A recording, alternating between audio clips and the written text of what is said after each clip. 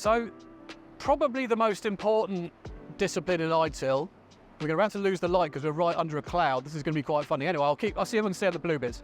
So it's the service operation area, and this is the one that most IT people focus on for obvious reasons. It's the bit that actually does stuff. And so that service operation framework is quite an important one, and there's lots and lots of processes in here that need a bit of consideration.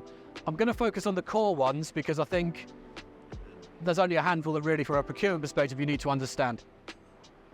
The first one, which everyone actually knows really, is what they call incident management. Now there's two related processes here. You've got incident management and problem management, and it's worth understanding as a procurement professional the difference between an incident and a problem. So if you think about a help desk, they will manage calls into the help desk. I've forgotten my password, or I've broken something, or something is broken, and the help desk will try and fix that. And that is an incident. That's an incident for one person who has got a particular problem. So the volume of incidents makes the service provider consider the size of their help desk. And that's clearly quite an important part from a procurement perspective to make sure you've got the right capacity to support the users in a help desk terms. If more than one person phones the help desk and says, I've got the same problem, it might be related. And so multiple incidents will create a problem. Problem management is different. Incident management is tactically responding to individual user requests. Problem management is really trying to understand what's the root cause that's causing multiple users to have a problem. And in that context, there's a whole different set of processes where you need to consider looking more in depth at a particular issue. So the trick and the relationship between incident and problem management is understanding how multiple incidents become a problem, really with a view to fixing the root cause of that problem so you don't get it again. And if you get that right, you actually have a more robust service, but putting that responsibility on the supplier is really key.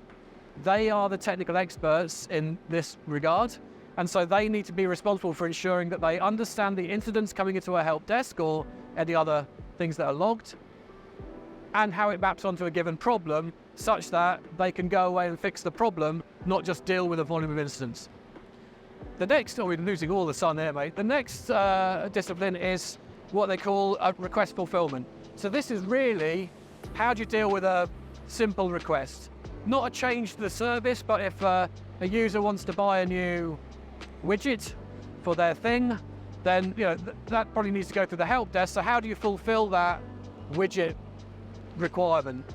And within that context, the supplier needs to design a service that can deal with inbound inquiries in that regard. And there's two ways of doing it. I'm not going to get into the depth of it.